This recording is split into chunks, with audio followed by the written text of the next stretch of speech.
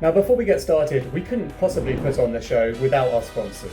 So, if you haven't yet heard of or tried Heights, then what are you waiting for? You might already have a daily hair care and skincare routine, so it's about time that you made brain care just as important. It's what most of our secret leaders now add to their daily lives, trusting Heights to look after their most important organ for long-term health and nearer-term mental performance, using a mix of plant-based omega-3s and key nutrients that science says our brains need to thrive, delivered through your letterbox every month. Listeners of this show can get £10 off a quarterly subscription with the code LEADERSHEIGHTS at yourheights.com.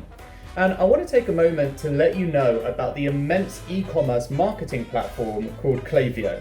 It's what I've been using at my own startup since we got going to get a full 360-degree view of my customer, and I've not looked back since. Plus the fact that 50,000 other e-commerce businesses use it to find out what their customers are doing so they can analyze and act on it to convert means that they're the perfect solution. Whether your scale is from your first million to your first billion, Klaviyo will set you up for success on that journey. So just visit klaviyo.com/secret leaders. That's klaviyo.com/secret leaders today to find out more. And if you're fed up of scrolling through jobs on LinkedIn, I think you're going to love Otter. They've handpicked the most exciting jobs at tech companies in London. Now, many of these fantastic companies are being featured on Secret Leaders already, and they've got job openings on Otter too. For example, Slack, Bulb, GoCardless, and Deliveroo. So, Otter is building a place for smart, ambitious people to find their new career challenge. Just find out more at otter.com, that's OTTA.com, and find your new job there. Now to today's show. Boom. Thank you. Start. Now it started. Classic. Awesome. I mean, there's a few seconds delay, it's fine. I'm just going to check my levels on this. Sounds good. I'm doing like a local audio anyway, but good. We're all fine. How are you? I'm great, thank you. How are you? I'm good. I like the background. What is that? I can't tell whether it's like a really hard mattress. No, thankfully for my back, that is not my mattress. It's a kind of dressing table island. This is the most extra room in my house, which is not why I film in here. I film in here because of the daylight at the moment, and it's got good lighting. So it means at least that I don't get kind of propelled into darkness halfway through my calls, which I find happens in any other room that's kind of made for living rather than doing your makeup. And also, it's 2 o'clock, not 3 o'clock, obviously halfway through 3 o'clock, descending. Yeah, no, I kind of find myself looking at myself at the end of a call, and you can only see like my face lit up, which isn't ideal, but seems to happen a lot.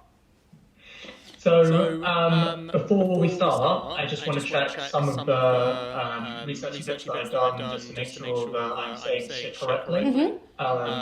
Not because I'm a complete idiot. No, that's fine. Please. Not because of that. So, that is the reason. So, for clarity, how do I actually say band? Is it BND? Yeah, but it doesn't exist anymore. So, no need to say it. It's more like right at the intro because it evolved into Shreddy, right? Yeah, so it evolved into Shreddy. But yeah, it is BND. Yeah, no worries. So that is BND, yeah. Cool. Good. What else would I want to just make sure of? No, I think that was basically the only thing. You're 23, right? Yes. For one more month. Good. Well, we'll keep it then. This comes out in a couple of weeks essentially. So okay. 23. Yes, until the 16th. And the reason I checked all that because like the amount of times I do the intro and then the guest just interrupts me. Yeah. Actually, it's pronounced like this. I'm fine with it. Yeah, no. Don't worry, I won't do that. Cool. I eventually had a guess to it with how to pronounce his name, which was very fair. Oh yeah, my name's always spelt wrong, so that's fine. It's easy to pronounce. With an E, right? Yeah, it's Ley, but then we say Ley, and then people put E's elsewhere. I've had it before, like extra before the R, after the R. You know, it's more complicated than it sounds. If you think your life's hard, I get called David all the time. But I email people and they've never met me before. Doesn't matter who it is, and it says Daniel Murray-Serter, and they go, "Hi David." I'm like, why is this a thing? There's no correlation. And there's literally no reason why people do it. Yeah, I'm always called David. Well, if it makes you feel better, my acceptance to university was to Michael for no reason. And so I had to call up the university and say, was this meant for me? Because everything else is correct. And it says Beverley, but, my name's not Michael. And they said, yeah, it was just a complete mistake. You did make me feel a bit better. Yeah, thanks. Confidence building. Cool. So just so you know a little bit about this, then I'm going to just get into the intro. There's a quick fire round, then it's questions, and I think just really important before we start, because I know you've got to jump at 3, is just making sure that you feel comfortable doing the interview as well. So there's really 2 themes that we focus on. Usually, obviously, like business story, etc., challenges, and then the other side is like mindset, mental health, etc.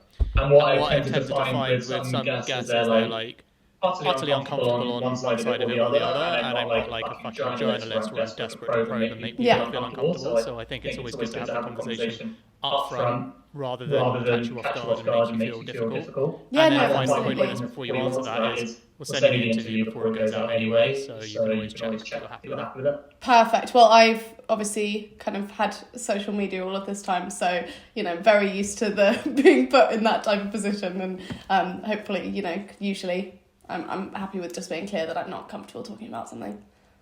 Okay, fine. So basically your point is you generally are. Yeah. Yeah.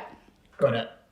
Okay, so I'm just going to check that this is all recording, but I believe so. This is the only problem with it being new, is what just happened. There we go. Oh, and just to let you know, I have my dog here. He's absolutely fine, but if he barks or something, which he shouldn't, but if the doorbell goes or something, then he is answering one of our questions. Yeah, exactly. Or shall I acknowledge it? Will you crop it out? Is it? What's easiest for you? I've literally got 2 cats, and they turn up in the interview all the time. Okay. And fuck it, it's fun. Perfect. Okay, great. Yeah. Definitely. I mean, the dog is welcome. If anything. Great. Well, he's sleeping at the moment, so I think he's saying no questions, but I'm sure he might be. Maybe some of the challenging questions. I can pass over to him for sure. Perfect. Yeah. And now over to the dog with the bark wall. Cool. I'm going to just get going then. Perfect. Awesome. Hi, I'm Dan Murray-Serter, and you're listening to Secret Leaders from Infamous Media. We tell the most revealing stories of how entrepreneurs have succeeded, failed, and what they've learned, so you can leave these conversations with inspiration and genuinely useful business ideas. Today's guest is Grace Beverley. She's 23 and she's amassed over 1 million Instagram followers in her teens before leaving the influencer life behind to focus on entrepreneurship instead. And boy, has she done just that. At Oxford University, she set up her first company, BND, a vegan-friendly resistance band company which has now evolved into Shreddy, an app that gives you workout plans you'll actually like. She's also the co-founder and CEO of Tala, a sustainable activewear brand that she has been building up on top of everything else, and it's been flying off the shelves. Oh, and she's also written a book called Working Hard and Hardly Working, which comes out in April. So, the question is, how is she so productive? Well, that's what we're here to find out. Grace, pleasure to have you on the show. Thanks for having me. We're going to start with a quick fire round. So, cats or dogs? Yes, I know. Okay, if I had to be quick fire, I'd go for dogs, but I'm very open to cats and I do not discriminate. Good. That's a great answer. Thank you for that. And my cats will be delighted to find out. Exercise or sleep? Sleep. Food or fashion? Oh. All of the above. Edible fashion. Edible fashion, great, yeah. I mean, that just makes me think of Ann Summers. Yeah. You're so right. That's not what I intended. University or business? I'd say business. Influencer or businesswoman? Businesswoman. I was just kidding. You're stranded on a desert island and you can take 3 things, so what are you bringing? Okay. Oh, good God. I feel like I feel like I need something to make fire. I don't know why that's up there. a survivalist. Yes. Yeah. Seems sensible so far. And then other than that, I'd say maybe a Kindle, so I can read. Yep. And some sunglasses, because if you've ever tried to look at the sun for that long without sunglasses, you'd, Brutal. The dog has been left behind. Thought that was going to be a first choice. I know, but he'd overheat. I'd rather he get left here for his own good. Okay, that's kind. Okay, fine. So you've started off with compassion. Got it. Yeah. Right, we love hearing about the early days of a business. So can you walk us through basically how you got started with B&D at university and how you got your initial traction with it? Don't have to spend too long, but I'd love to set the scene a little bit. Not many of our entrepreneurs that come on the show started at university, and those that did aren't on the show talking about it by 23. So give a unique perspective that some of us older generation can learn from. Yeah, absolutely. So I think first off, probably one of the reasons that I originally suffered with quite a lot of imposter syndrome was probably based on the fact that I actually never necessarily intended to start a full-blown business. Even, I'd say 2 years into my first business, it was kind of, oh yeah, I've got a business, but it was less of a brand, less of a kind of, it was just selling things and, being able to monetize them, growing them, replicating what worked. It wasn't as thought through in any way as, for example, when I launched Tala, 3 years or so later. So I was in my first year at university. Actually, prior to that, I had actually launched products before. I'd launched recipes from my Instagram into ebooks, which were called Eat My Instagram, Savoury and Sweet. And that was just because I was making recipes the whole time on Instagram, and I was doing kind of healthy versions of unhealthy foods, which was the only way I really stayed on track because I still needed cake and co. And so I was very much, wanting to make these types of recipes, and then people were asking for them the whole time. And I had a full-time job at IBM at the time, which was my first foray into kind of the corporate world. I was getting up at 5 a.m, I was getting home by 8, and I was kind of like, you know what, if I'm going to be putting these recipes out there the whole time, there needs to be some reward for me. And I think I thought at the time, I was like, oh God, how can I make this seem not selfish? Which seems just so insane because, if you're putting information out there, of course it can be free. Of course, free content is one of the best ways to grow your Instagram, to grow your social media following, but there is nothing wrong with needing justifiable kind of monetization or remuneration for, the work that you do. So at that time, I made those into ebooks. My graphic design friend and I kind of sat down for a week and just made them into something that was sellable. Then I made myself a little Shopify site, hooked it all up, downloaded the digital download thing, and it was super simple, no kind of embellishments, and I just kind of sold a few hundred copies over time. And then the year later, in my first year at university, I'd earned a bit of money from IBM and also from kind of bits here and there on the kind of Eat My Instagram stuff, and also some sponsored posts. But at the time, I had over 100,000 followers and I couldn't even persuade a brand to send me anything. That's how not their influencer marketing was. Right? Yeah. And it was just, it was a completely different kind of world, I guess, in terms of socials. And I remember that Black Friday, I remember putting on my socials something like, I saw people doing sales on their ebooks, and I'd kind of forgotten I'd even had an ebook. That's how unbusiness this business was at the time. And I kind of said, oh guys, do you want a sale on this? And people were going crazy for it. So I put up a sale, and I remember making kind of like over $1,000 that weekend on these £5 ebooks. And I was kind of like, oh, I should probably put more time and effort into this. This is amazing. That's just paid, for quite a significant amount of my rent over that year. I was living in one room in halls, like everyone else. And then it came around to the Christmas holidays, and I got a email actually from Oxford, and there'd been a problem with my student finance and it hadn't gone through. And so while I was paying my way through the maintenance side, I of course did not have $9,000 lying around to be able to pay for my university. And so I obviously was using student finance, and it hadn't come through. And the first email, I think the first warning or something, had gone to spam because I'd never seen it. And obviously I would have been straight on it if I had seen it. And so I got this email through being like, you are one warning away from suspension. Or it was maybe it even said you have been suspended from Oxford University until you pay these fees. If you don't pay it by this date, then we will be forced to not allow you back on campus or anything. And I absolutely freaked out, and I sent this frantic email to the bursar of my college saying, oh my God, like, you can't kick me out. Like, I promise I've gone via Student Finance England. I've done what everyone was told to do. Like, is there any chance it's okay? And they were like, honestly, it's absolutely fine. Like, don't worry, this happens the whole time. But I already by that stage was completely freaking out. And they were like, look, we do have to have it by January, but I'm sure it will come through. And I was kind of thinking at this time, I was like, how the fuck do I come up with $9,000 within this time? And there was no way essentially to do that. So I was kind of, but it had already ignited this kind of like terrifying, I'd already had that term, really underestimated how expensive it was to be in Oxford. Oxford's actually the most expensive city in the UK to live in, even more expensive than London according to stats. So, I hadn't received, much of an upgrade there in terms of saving money at uni.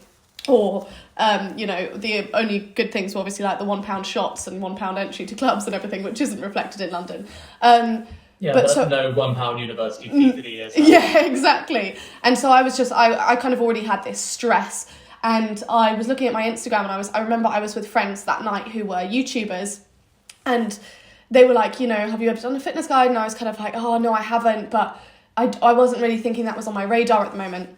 And I go, but I'm going to do one. I've been thinking about it the past few weeks, and I'm just going to get one out there because I can't believe how well Eat My Instagram sold over Black Friday. I should just get it out. And it was coming up to January, the January fitness push, and I was like, I'll just get it out, and then if people want to buy it, they can buy it. And at the time, fitness ebooks were going for kind of £35 each. So, that's a solid amount of money, and that would cover a significant amount of my week kind of food shop, even if, one person bought it. And so I went home that evening and I worked until about 5 a.m. and I wrote the bare bones of this whole thing. And then I spent the rest of the week essentially touching it up and making it into the guide. Contacted my graphic design friend who had done the original one, and I said, hey, I need you again. It needs to be similar, but a bit more high-end, how are we going to make this happen? Paid her a bit of money and said, I can't even remember how much I paid her. Maybe I said I was going to pay her after or something. I can't remember the details at all on that. But I said, let's do this. And then I announced it on I announced it just before Christmas and said it's going live on Boxing Day. And on Boxing Day, it went absolutely insane. And I think ebooks hadn't necessarily taken off at that point. I think now it's wise for every fitness influencer to have one, if not an app, if not something similar. But I was just completely blown away. And by the next 2 days or something, or I think on the first day, I think it was kind of, I earned like £14,000 from it. And I'm just saying this to be like very clear, like how insane this suddenly went. And I could instantly cover my tuition. And I was just so relieved, and I was so like, oh my God, this is amazing. And weirdly, when I look back, I actually had the student finance email come through like the day before or something like that, and it had gone straight through. So I got my student loan anyway, but at this point I was like, oh my God, I can't believe I've done this. And now this is my money. And then by the next 3 days or something, it had sold, I think it had sold 1,000 copies, which is unbelievable. And it just kept taking off. And I was just so blown away. And I didn't even kind of really harness that potential until about 9 months later, when I started introducing other physical products. And again, that was because someone said, you use these all the time. Like, why don't you? I think at that stage, I think I'm giving a lot of credit, and obviously, I think I'm due a lot of credit in a lot of ways, but I also think that it wasn't by any means a kind of quick uptake and you need to do this, I need to do this, and I need to make this happen. It was very slow, very evolving, and kind of got to this point where it really accumulated and we really tapped into the potential of my audience. And then I started being like, okay, well, it came a bit later when I realised that wasn't necessarily what I wanted to do as a job, as an influencer, but also looking at how I could grow that beyond my audience into proper brands. And they've just kind of, it's snowballed since then, but it's been a very intentional and strategic snowball. So, it's been such an incredible journey, and sorry for the huge ramble. But it's perfect. Actually, it was really perfect context setting. And I guess, if anyone that's not familiar with you, that first product you talk about was BND, which, were plant-based resistance bands, basically. And I guess, just saying that is weird because it's not something someone thinks about. You don't think about whether the resistance band is or isn't vegan. But obviously you tapped into a unique insight, which is what the best entrepreneurs do, because your target market will care about sustainability, whether they're plant-based personally or not. That's a sustainable message, and it's interesting because it makes other people think, oh, maybe there's a resistance band I bought wasn't, which is, even if it's not true, like a clever positioning. Yeah, I mean, I think part of it, at the time, the reason why we even tapped into the kind of vegan labelling of it was because we were doing barbell pads as well. And those were traditionally made from leather, and we were making them from vegan leather. So I, was vegan at the time and still am. And I said, this is something I want to make sure that I'm doing. And so when we were doing that, it was kind of like everything that we produce is going to be vegan, and that's what we set from the offset, and that was kind of part of our kind of purpose and our pillars and our values. Obviously that evolved to be so much more than that, but at the time that was very much a kind of non-negotiable for me. When I'm shopping for something, I look at whether it's using those materials, and so if I was making that, of course it was going to be doing that, and it enabled it to evolve very much into a brand with really strong values, and both my businesses obviously do have really strong values, and those have evolved pretty naturally from my growth as, coming into those interests of sustainability, of ethics, and actually being able to build on that and saying, well, if I'm consuming something, that's one thing, but if I'm selling it, that's a whole other thing. And so I typically had even higher values for the businesses than I necessarily did for myself, because that made more sense. If at the time I was still probably buying fast fashion, I think I definitely was actually still buying fast fashion and hadn't quite cut that off and everything. But I had really strict values in terms of, okay, if I'm making this, then it's going to be X, Y, and Z. And that was something I wasn't going to compromise on.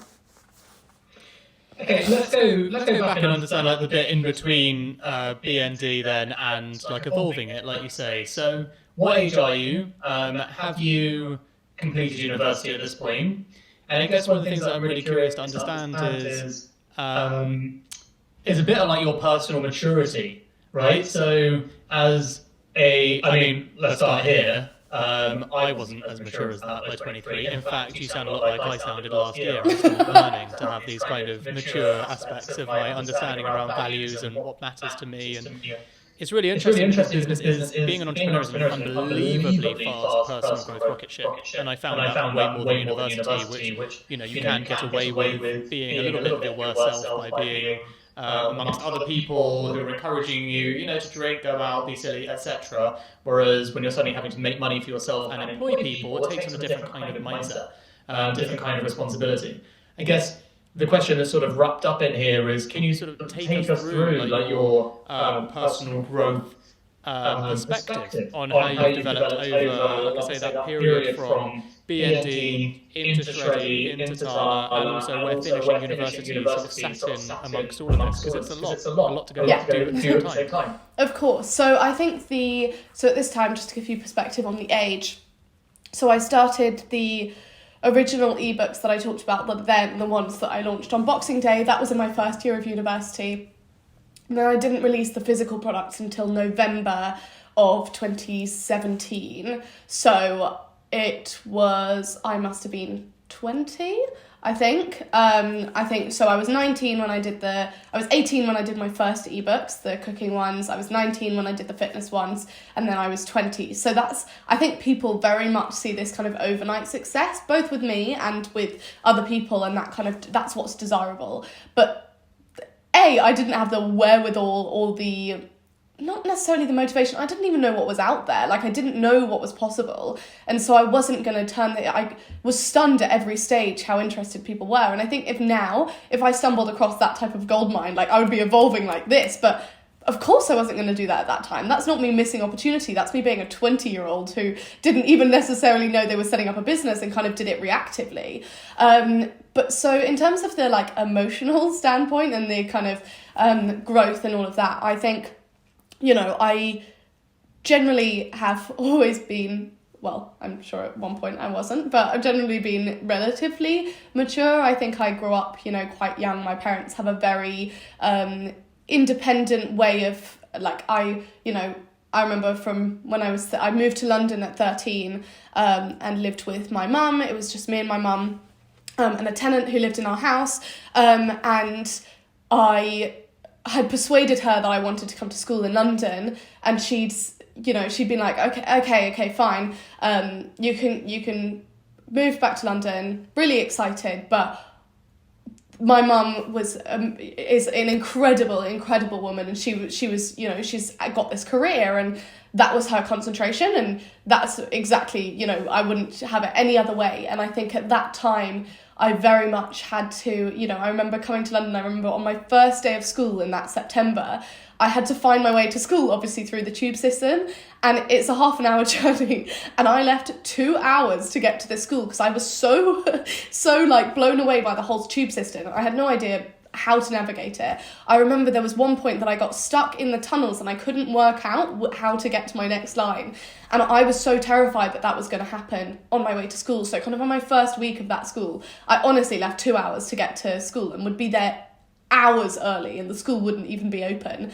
And I just looked insanely keen and insanely weird, but it was kind of this independent kind of thrown in at the deep end, which was very much, I think, to thank for a lot of that kind of independence. I've always been, since then, I'd say, a very independent person. And then when my younger sister, she decided to do the same as me and move to London. And then I was kind of super overprotective of her. And, I was making sure that she got places and making sure that she learned from what I could, had taken a long time to learn from. And so I think that was kind of already part of what I was doing. I don't think it was a huge personality change. And then I think a lot of people got surprised that I was going to work rather than going straight to university. And on the one hand, that was, there were these opportunities there that help you make money, which is what people need to go to university.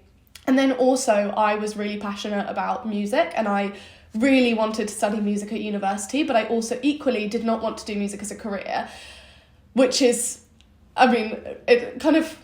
it's just, I think looking back, it's not necessarily a decision I had to make. You can very much do it as a hobby and all of that. But I was convinced that if I got my foot in the corporate world, having talked to some people who kind of, I got on these internships, these insight programs and stuff where you go for 2 days to a bank or whatever it might be. And they were kind of saying, oh yeah, we don't just hire people from economics and finance anymore. Like, we want to see people with diverse backgrounds of like their study, and have like different like kind of methods of thinking and everything. So I was like, great, I can study music and then I can do this. But I was like, there's no way they're going to take me just from a music degree. And I know they do now, and they really do. But my kind of idea was the only way I was going to be able to do that was if I just worked loads before. So, I had to, I talk about it in my book, but I had these different jobs leading up to going to university, and then the long 13-month one at IBM. And that was kind of like, I think that was where my work ethic, it was kind of, you've got to do this, you've got to retake an A-level at the same time, you've got to work hard, you've got to like leave the house at 5 a.m. every day, because if you also want to be going to the gym and you also want to be going above and beyond for your boss and all of that. So it was kind of just driven in there that by the time I got to university, I didn't want to sit back. And I know it sounds really kind of like perfectionist job interview type thing, but I think once you work at that pace, you find it actually kind of alarming, slowing down too much. So I just worked it like a job. I went into university and I was kind of like, okay, well, the workload's really heavy, so I'm going to work it 9 to 5. I'm going to be at the library those hours. And so it all just fit naturally in there, and made a lot of sense for me kind of moving forward. So I think I've actually probably done the most growing up beyond that over the past year. I'd say there was probably rise up until the end of my teens and my early 20s, and then I think the biggest growing up I've done actually beyond that point, when I was already kind of very independent and very happily so, was then being able to grow up kind of from that point into real business leader, person with people whose livelihood relies on them, the only person who can really say, this is what we're going to do, we're going to have a really ambitious strategy and all of that, and for it to be accepted and justified. And so I kind of had to do it. And I think, it's been a real roller coaster. And I'd say it's probably been more of a roller coaster over the past year than it was being at university, starting 2 businesses, retaking exams, all of these types of things just to make it work. And I think the past year has been above and beyond all of that, if that kind of, and that was even before pandemic, I'd say. So lots of growing up has been done.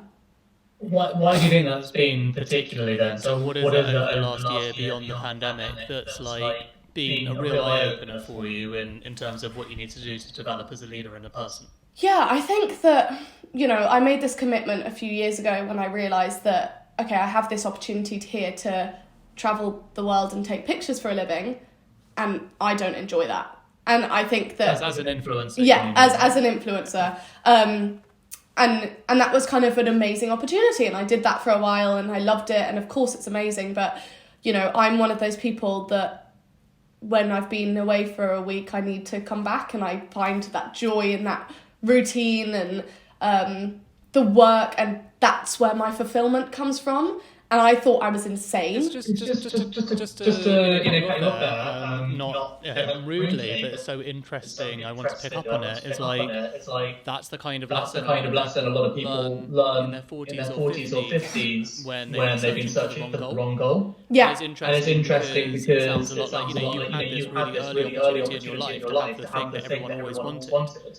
And it's like a classic, a very famous Jim Carrey quote of, I think everyone should experience fame for at least 5 minutes so they could know how absolutely terrible it is. Yeah. And it's like, you've had that opportunity, learned that it's really not all that, and made a good conscious decision early. And it's amazing like that. Awareness. Thank you. I think without kind of plugging the book too much, I think that's actually what led to me writing it. That's kind of the initial seed that was there, because I was looking at it and I was being like, being completely honest, I probably had everything that, most people would want, especially being my age, and especially, being able to go away and post a photo and make money from it, or be paid to go to these amazing destinations. And then I think that's what's sometimes even more isolating when you're there and you're thinking, I'm enjoying this, of course I'm enjoying this. I'm looking at these amazing beaches and I'm doing all of that. Of course I'm enjoying it, but I'm not fulfilled. This doesn't make me feel like I am not this kind of finding my purpose, but this, even without purpose, because I don't think there has to be this kind of big, great goal, on a daily basis, I am not fulfilling myself. And then I was kind of looking at what does fulfill me, what gets me to the end of the day. And I think, wow, today was a good day. And that was all within the, when we were building brands, building products, building things that made a difference in people's lives. And the crisis stuff, the stuff that everything goes absolutely insanely wrong and you think, oh my God, how am I going to deal with this? And then sitting down with an incredible team of incredible people, and for me, a lot of young women, and being able to sit down with them and find the solution and implement the solution. Nothing better. Honestly, nothing better. And don't get me wrong, half the time I now look back and I'm like, God, I could be on a beach somewhere, and all of this. But I think realising that an idea of success that hasn't been defined by me as my idea of success, but just this kind of overarching 4-hour work week success was not mine.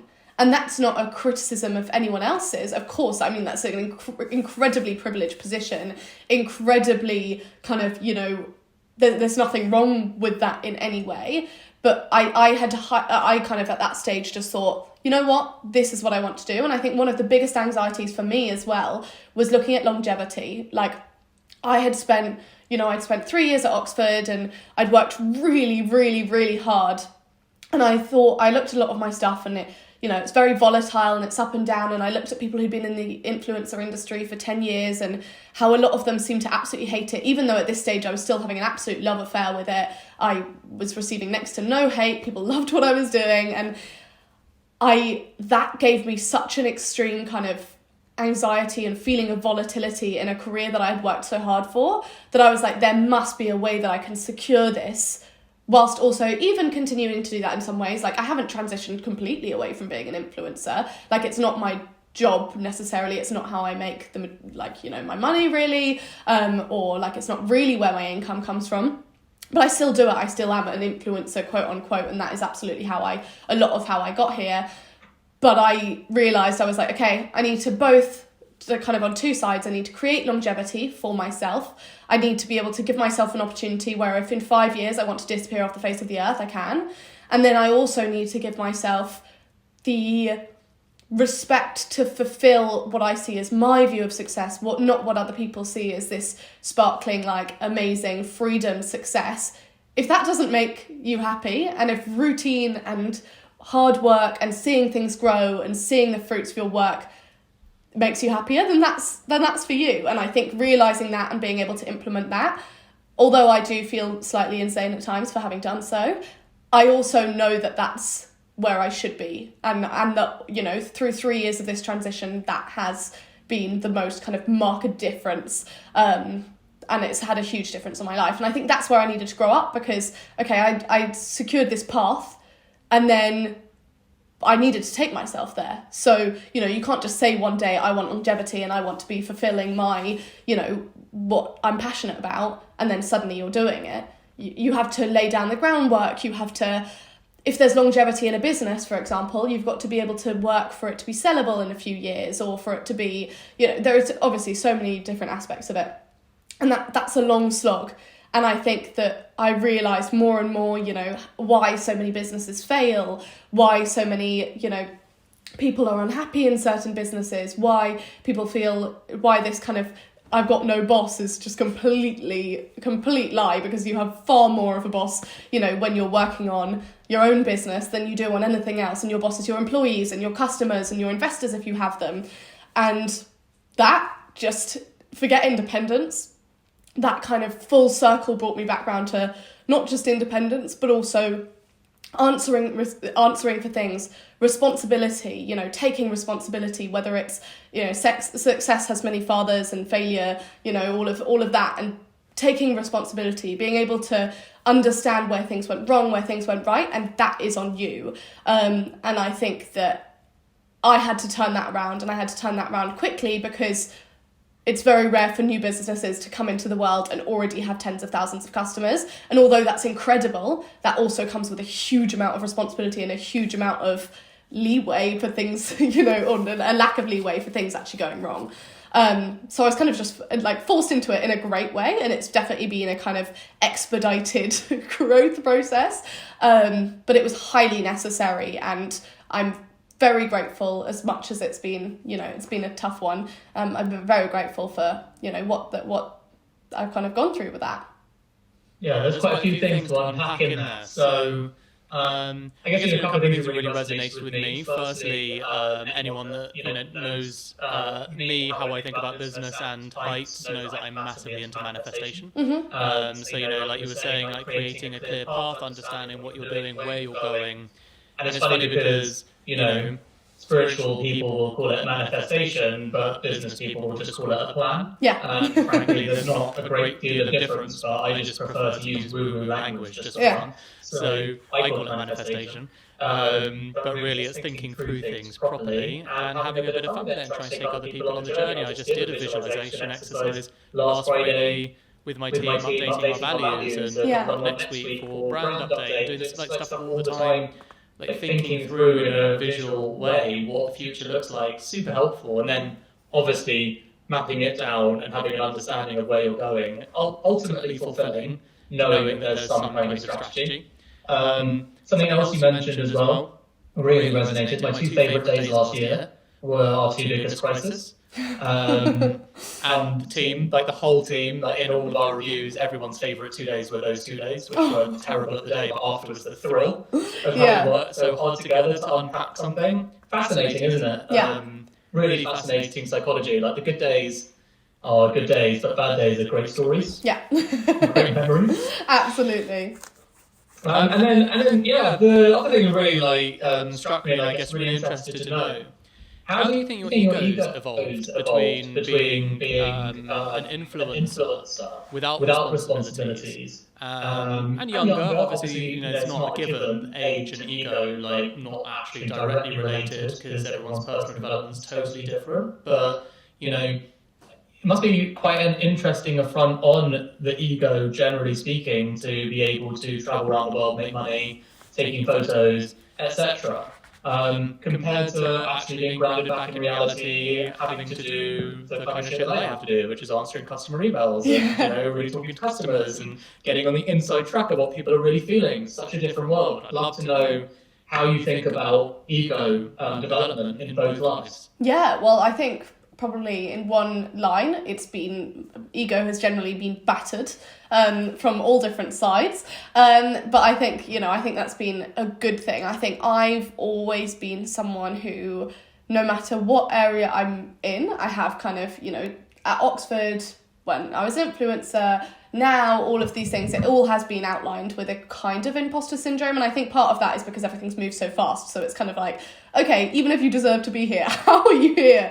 Based on like the fact that you were doing this 6 months ago. And really, it's kind of been such a helter-skelter ride that I think I've always had this kind of awareness of what I deserve versus what I've worked for versus what, people think of me. And I think that, I've always worked very much, and still even so now, even though I'm not an influencer necessarily, first and foremost, is that I receive opinions left, right and centre that are both nice, but I think we all know that also you don't necessarily pay attention to the less nice side of that.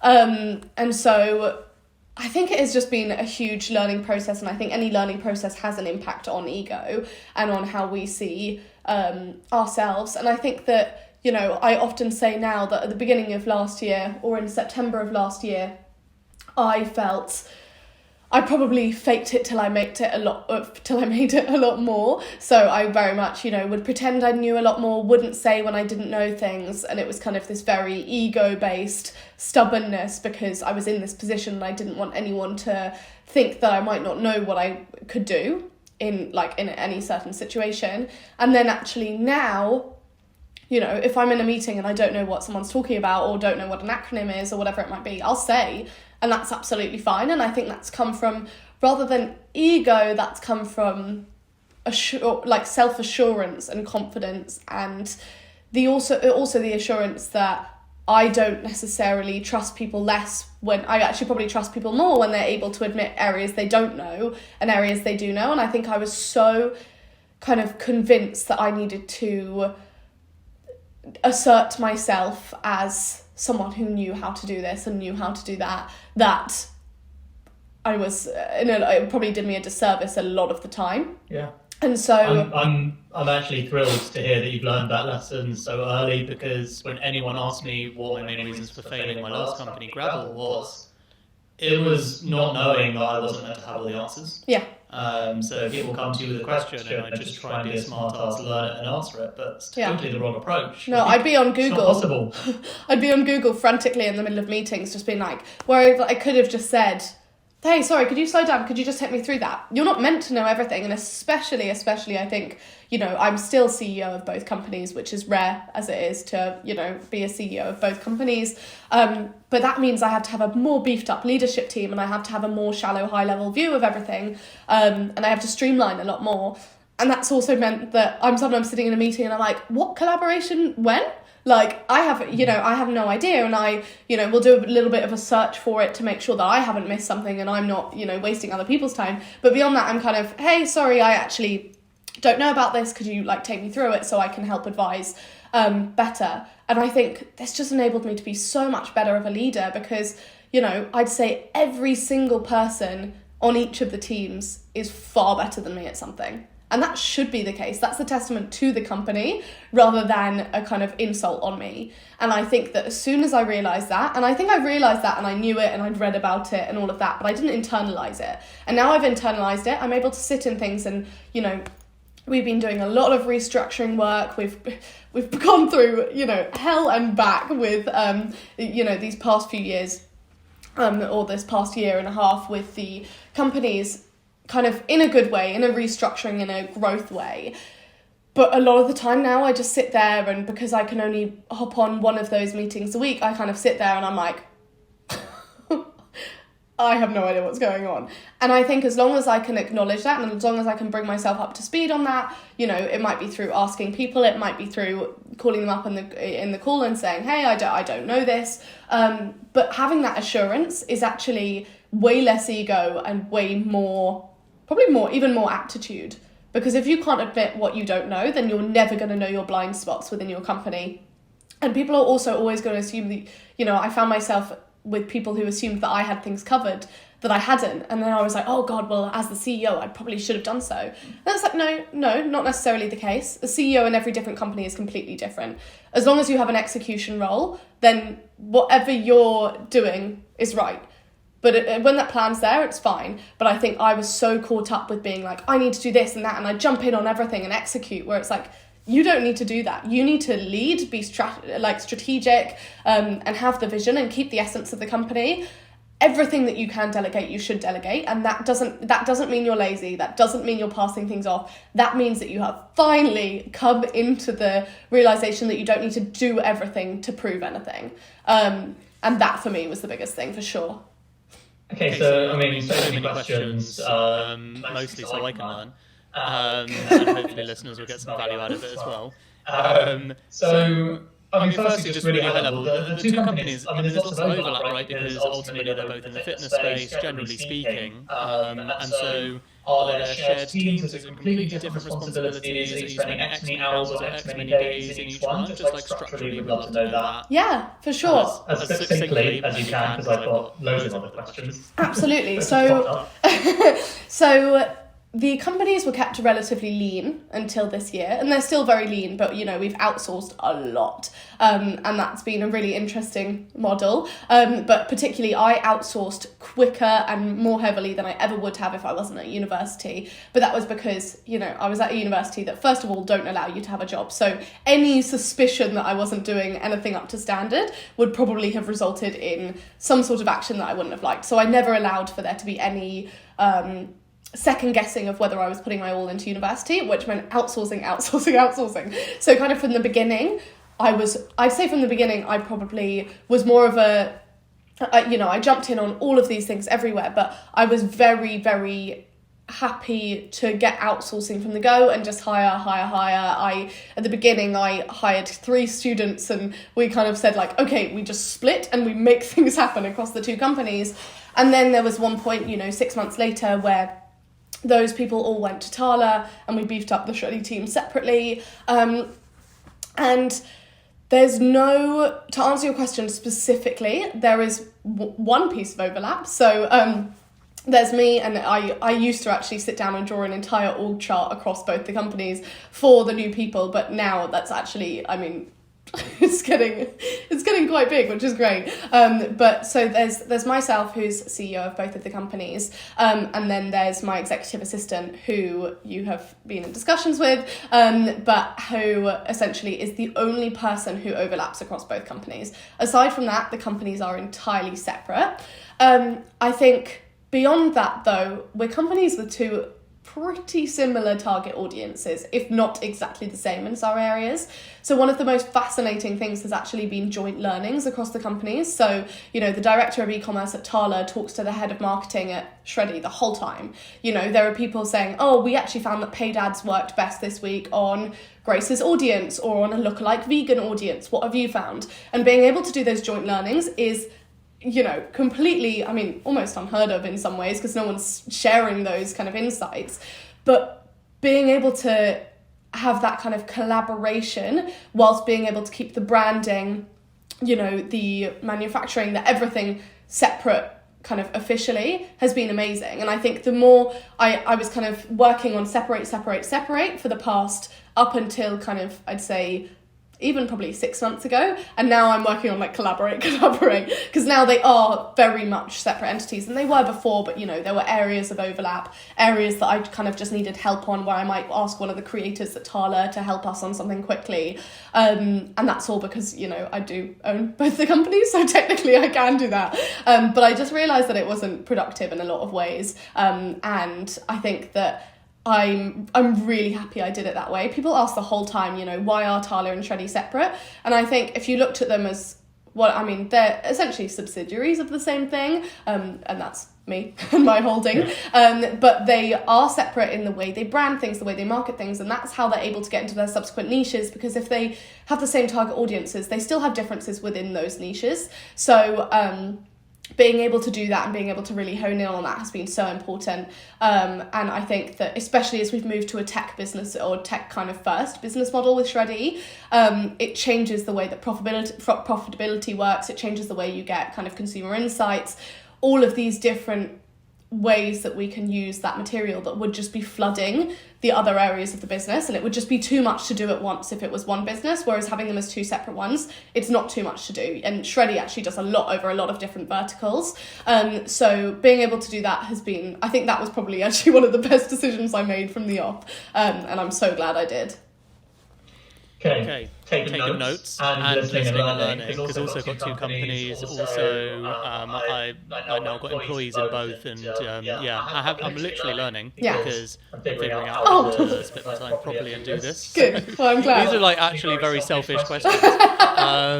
So this is leading into another one then, which is, so let's talk about productivity. Let's talk about working hard and hardly working. So that's your book. That is something I really am very bad at. In some senses, and in other senses, I'm very good on wellness first. I'm very good on obviously brain care habits, etc. So I've built up loads of excellent habits over years, slowly but surely, small one each time. But obviously in a pandemic and living in the same place as your office and all this stuff, it's hard to get the boundaries. And I love to practice what I preach, but I'm as human as everyone else. Whereas I think you seem to be more the real deal of creating those boundaries and keeping to them. So is that true? And what can you actually educate us and teach us about on how to deliver those kind of boundaries and be ultimately as productive as possible? Yeah, so I mean, I think first things first, to answer your question, I think it is largely true, and I think that's been,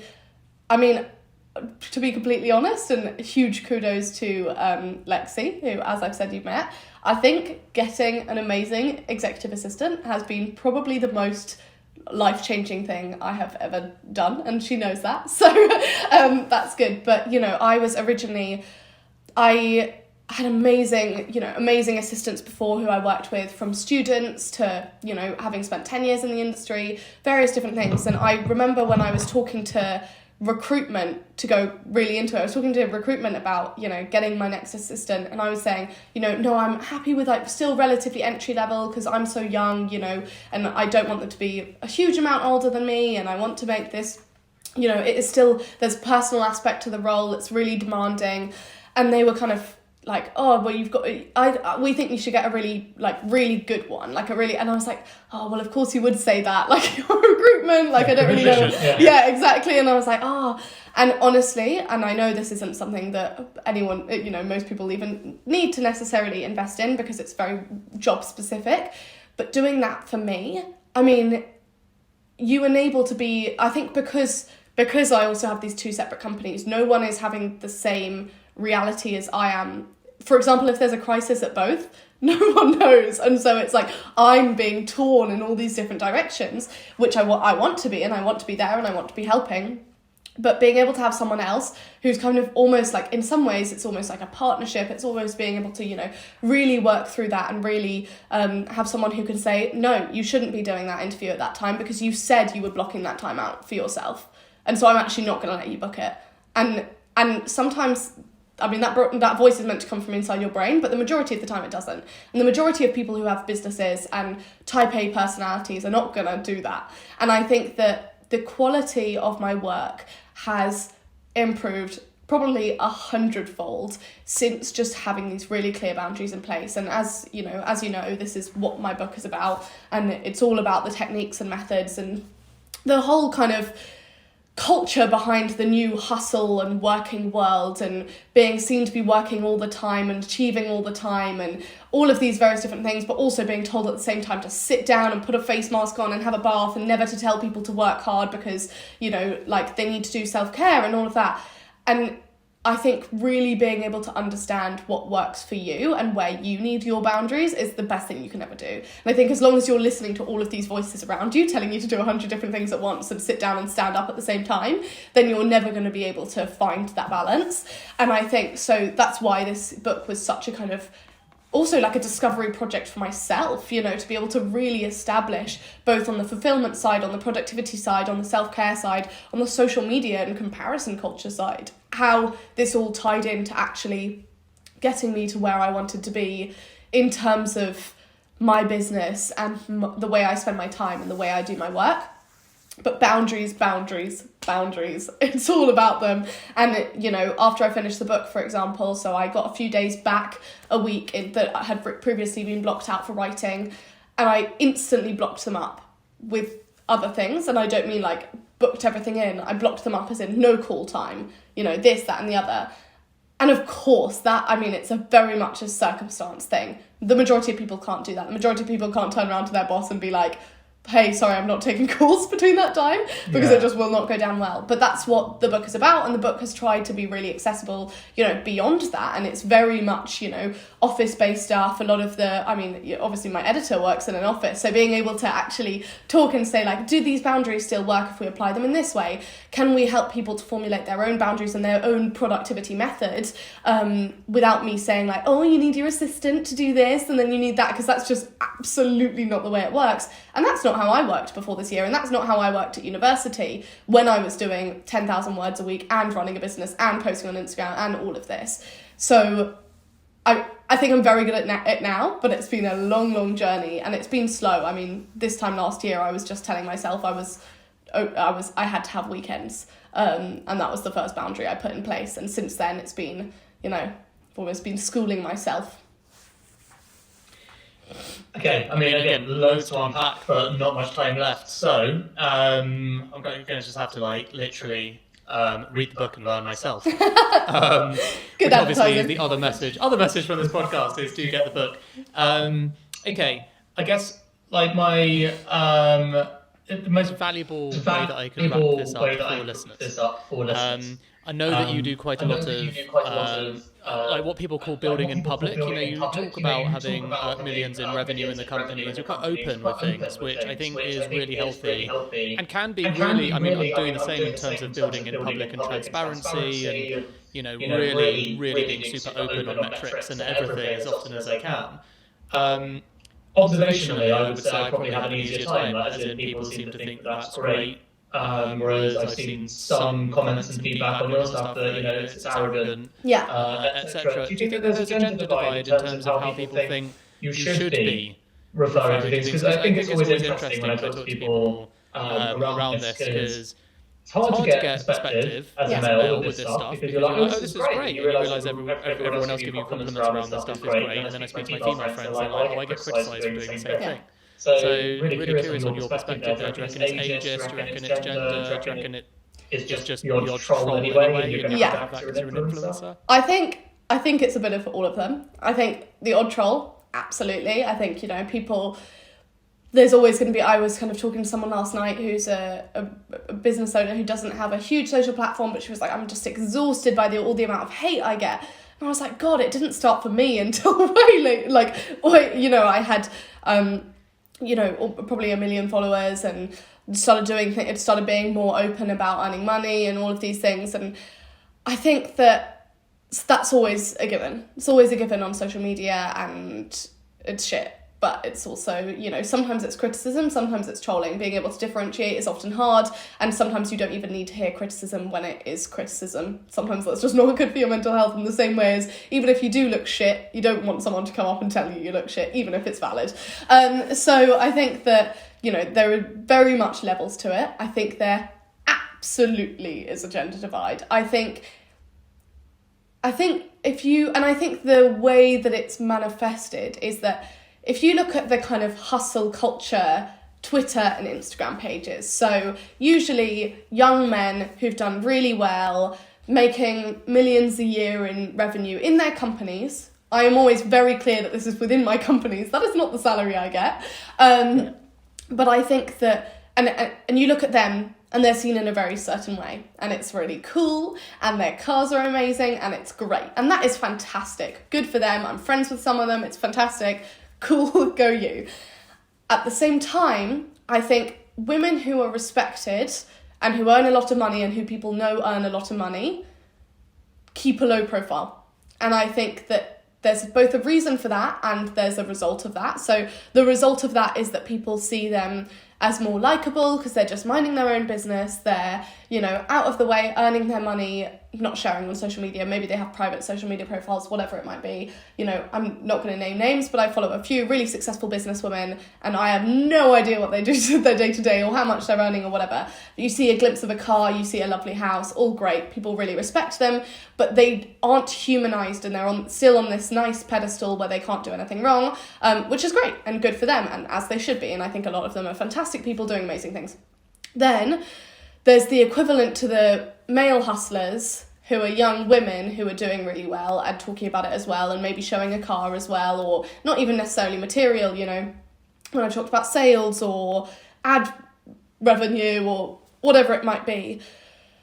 It's always insensitive, and it's all, at some points it is, and I think there was at one point that I did kind of like look back through my year, and I think it was just when I was feeling a bit shit, and I was looking back at the past year from when I graduated and all of that, and people were like, I think a few people were like, come on, insensitive, and I was like, actually, this is insensitive, like, no one wants to see this today, and I was kind of like, great, cool, take it down, even though that was something I can be proud of. You can be proud in private, fine, but I think aside from that, like, the way these business owners go on holiday and flash things and talk about things and all of that, it's always respected, and very much less so when it's a woman. And there have been so many studies on likability and success in women, and the general, I mean, I don't agree with everything in Lean In by Sheryl Sandberg, but you know, there's a whole chapter on that about studies that essentially correlate an inverse correlation between success and likability in women. So the more successful they get, the less likable they get, the more quote unquote bitchy. And I think I've absolutely seen that. I think I stepped away hugely from social media over the past year, both for my mental health, in general, just for my, you know, my positioning, what I wanted to do, spending my time, the fact that I didn't really earn money from it anymore, kind of all of these things. It just wasn't my job, and any job change. And instantly I think it's really easy to see that as a kind of projection or a loss of personality or something, because they're not seeing it all the time, or because then when I do speak up, it is as a self-promo thing, or, you know, because you have to shout about your work, and I do encourage all women to do so. So there's like this negative assumption from lack of content with women or lack of insight into their lives, and then when they do show insight, it's this lack of likability, whereas there's always the positive opposite with men, because it's this aspiration. Whereas, you know, I actually wrote a passage in my book about, you know, in the introduction, about whether the book's just for women, and it's kind of, you know, talking about how if you're at the point where you still can't find aspirational content from women when you're a man, then this book, you know, you probably should be left out of the conversation, because you need to catch up on that first.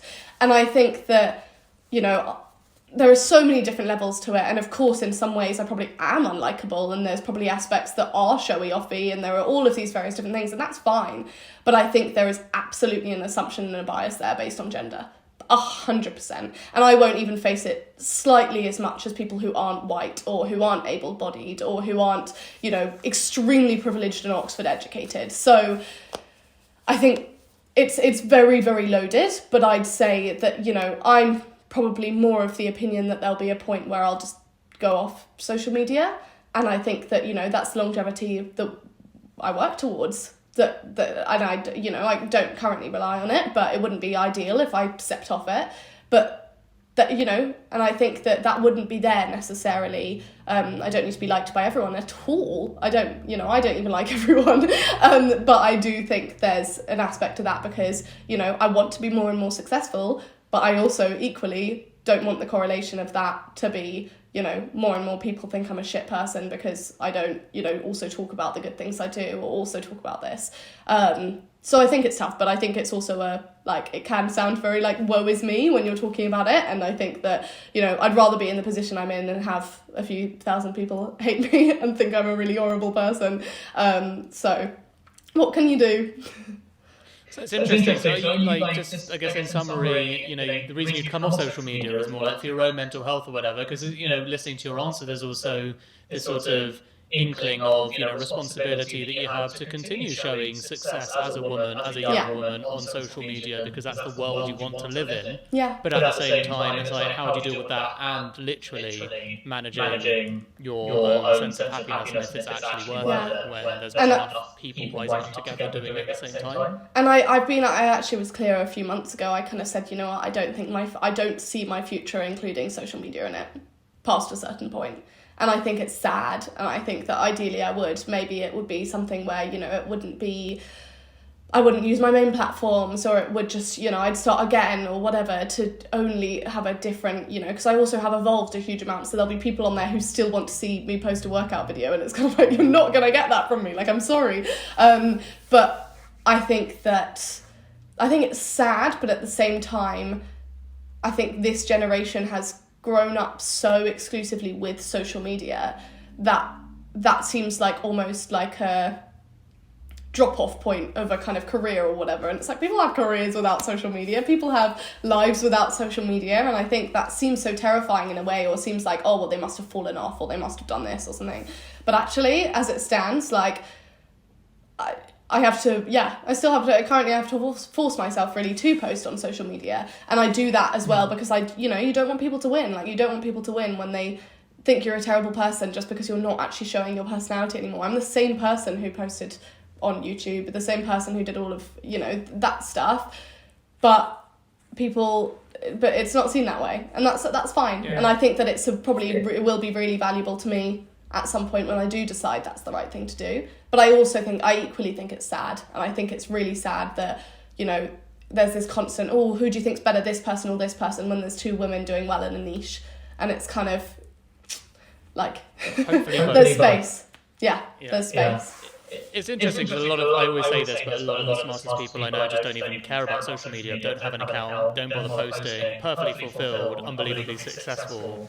Like the best people you'd ever want to take a place from. Social media is just not on their radar, not because of age or anything else, just like literally not interested. So many of our Secret Leaders guests as well. No social media. It's been really interesting to speak to someone that does kind of manages that side of it as well, because that can also be a full-time job just in itself, obviously. Yeah. No, absolutely. Cool. Final question. What is your best piece of advice for listeners that you can leave them thinking about? Ooh, best piece of advice. I'd probably lean back on that defining success for yourself. And I, once again, have a whole chapter on this in the book.